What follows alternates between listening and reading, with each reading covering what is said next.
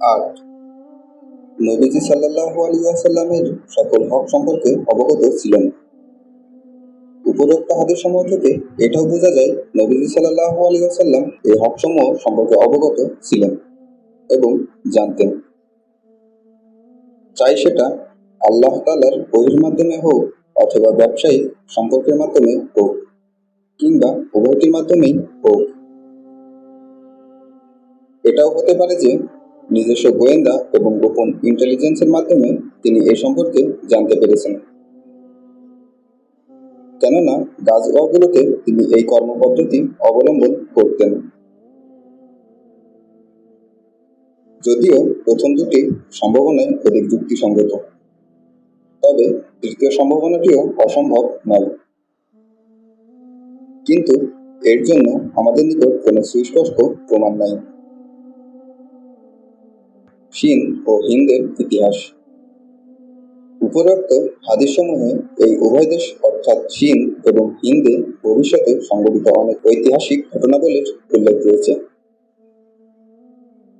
সাথে সাথে এটার ইঙ্গিত বিদ্যমান নবীজি সাল্লাল্লাহু আলাইহি ওয়াসাল্লামের যুগের পরবর্তী যুগে মুসলমানগণ এই দেশগুলোর অর্থাৎ চীন এবং হিন্দের বিরুদ্ধে যুদ্ধ করবে।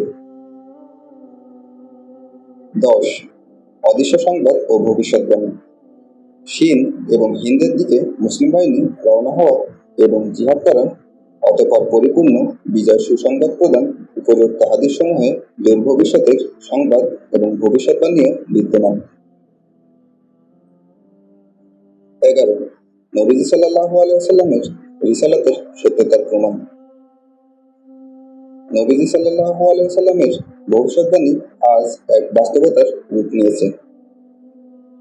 খেলাফতে রাশেদা এবং তারপরে খেলাফতে উমাইয়া ও খেলাফতে আব্বাসিয়ার যুগে গাজওয়াতুল হিন্দের সূচনা হয়েছে এবং তারপরে হিন্দুস্তানের উপর ইংরেজদের রাজত্বের প্রাক্কালেও এই জিহাদ অব্যাহত ছিল এবং আজ হিন্দুস্তান বিভক্ত হওয়ার পরেও অব্যাহত রয়েছে এবং ইনশাআল্লাহ আল্লাহ ওই দিন পর্যন্ত অব্যাহত থাকবে যেদিন মুজাহিদগণ হিন্দুস্তানের ভূমি থেকে কাফেরদের ক্ষমতা ও রাজত্ব খতম করে তাদের শাসকদের দণ্ডাবেদী করিয়ে বন্দী করে খলিফাতুল মুসলিমিনের সম্মুখে উপস্থিত করবে।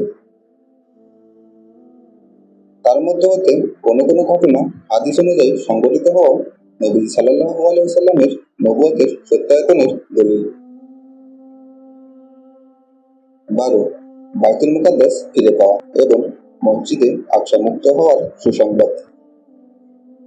উপরোক্ত হাদীসসমূহে গাজওয়াতুল হিন্দ ও বাইতুল মুকাদ্দাসের বিজয় উভয় ঘটনা সম্পর্কে উল্লেখ করা হয়েছে এবং বলা হয়েছে বাইতুল মুকাদ্দাসের মুসলিম শাসক একটি বাহিনী প্রেরণ করবে যাদেরকে আল্লাহ তাআলা হিন্দুস্তানের বিজয় দান করবেন।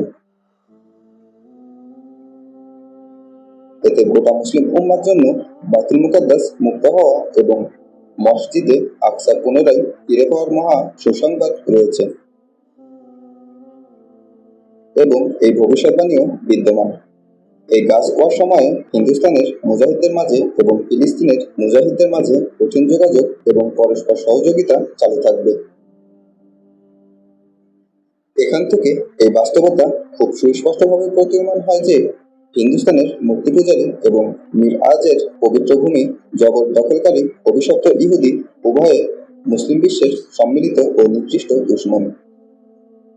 তাদেরকে হিন্দুস্তান ও ফিলিস্তিনের মুসলিম অঞ্চলসমূহ থেকে অপসারণ করা ওয়াজিব। 13.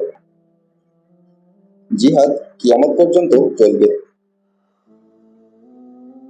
উপরের হাদীসসমূহে গাজওয়া এবং জিহাদকে কোনো বিশেষ যুগ এবং সময়ের সাথে নির্দিষ্ট করা হয়নি, যা একথা প্রমাণ করে জিহাদ শেষ যুগ পর্যন্ত অব্যাহত থাকবে।